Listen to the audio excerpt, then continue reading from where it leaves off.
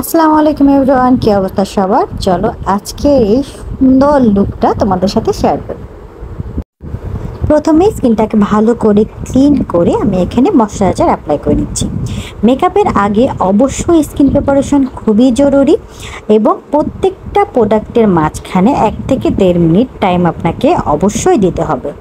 ময়শ্চারাইজারটা লাগানোর পরে আমি এক প্রাইমার লাগিয়ে নিচ্ছি। আমি এখানে গ্ল্যামের প্রাইমার লাগিয়ে নিচ্ছি। আপনাদের কাছে যেটা আছে আপনারা সেটাই অ্যাপ্লাই করতে পারবেন।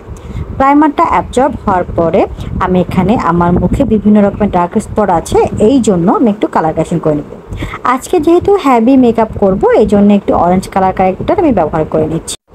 আমি যখন হালকা মেকআপ করি তখন ডার্ক একটা কনসিলার দিয়ে আমি কালার কারেকশন করে নিই। এরপর আমার ঠোঁটের নিচে একটা ছোট্ট একটা ব্রাউন আছে, সেটার উপর আমি ব্লু কালারের কালার কারেক্টার দিয়ে নিচ্ছি। এরপর একটু পার্পল কালার কারেক্টার দিয়ে নেব।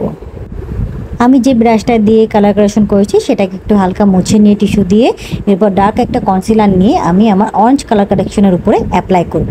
এরপর একটু ওয়েট করে একটা ব্লেন্ডারের সাহায্যে খুব ভালো মতো ব্লেন্ড করে নিব।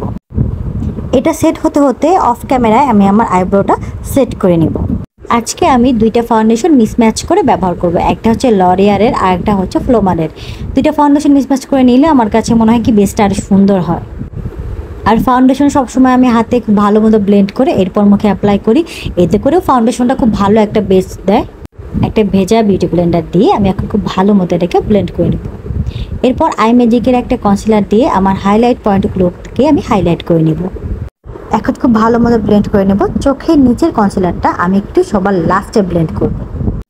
এরপর একটা কম্প্যাক্ট পাউডার দিয়ে আমি সম্পূর্ণ বেসটাকে সেট করে নেব। আমি এখানে বডির কম্প্যাক্ট পাউডারটা ইউজ করছি। আমি এখানে W7 এর কন্ট্রোলটা ব্যবহার করছি আমার ফেসটাকে কন্ট্রোল করার জন্য।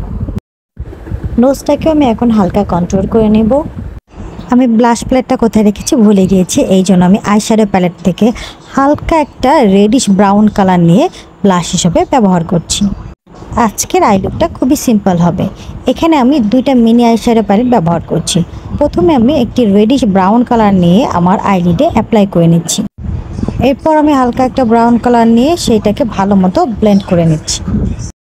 এখন আমি হাত দিয়ে একটা গোল্ডেন শিমারি কালার আমার আইলিডে অ্যাপ্লাই করে নিচ্ছি। W7 এর প্যালেটটা থেকে আমি এখন হাইলাইটার অ্যাপ্লাই করে নিচ্ছি। মেকআপের যতগুলো পার্ট আছে তার মধ্যে এই পার্টটা আমার খুবই পছন্দের।